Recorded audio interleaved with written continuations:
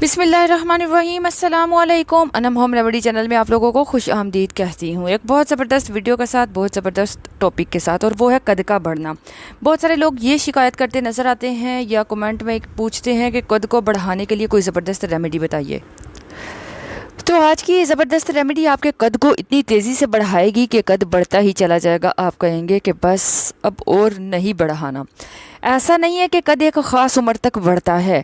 आप 25-30 के बाद भी अपने कद को, अपनी हाइट को बढ़ा सकते हो। इसके लिए आपको जो बताया जाए उसको फॉलो करना होगा। सबसे पहले तो बताती चलूँ, बच्चों को छोटी उम्र से ही 1 गिलास या 1 कप दूध में आप 1 छोटा चम्मच अश्वगंधा पाउडर और साथ में थोड़ी सी मिश्री का पाउडर मिलाकर दे दिया करें। इंशाअल्लाह ये टेंशन नहीं होगी कि बच्चे का हाइट नहीं बढ़ेगी। अश्वगंधा पाउडर हड्डियों को मजबूत बनाता है, हड्डियों की ग्रोथ के लिए फ़ायदेमंद है और ये हाइट को भी बढ़ाता है। और अगर बड़े हैं तो 2 चम्मच इसका रोज़ाना रात को खाना खाने से तकरीबन 45 मिनट पहले आपने इस दूध को पीना है।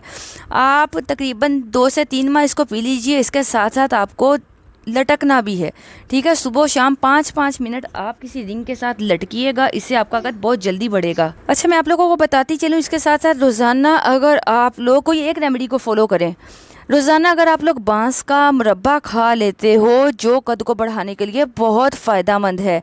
ये कोई कैद नहीं है कि इस उम्र तक आप खा सकते हो या इस उम्र से ज़्यादा कद नहीं बढ़ेगा।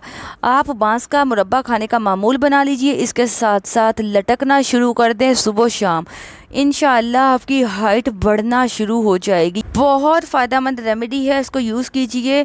कैल्शियम प्रोडक्ट का इस्तेमाल करें ज़्यादा से ज़्यादा, जिससे हड्डियाँ भी मजबूत होंगी, हड्डियों की ग्रोथ होगी और आपका कद भी बढ़ना शुरू हो जाएगा।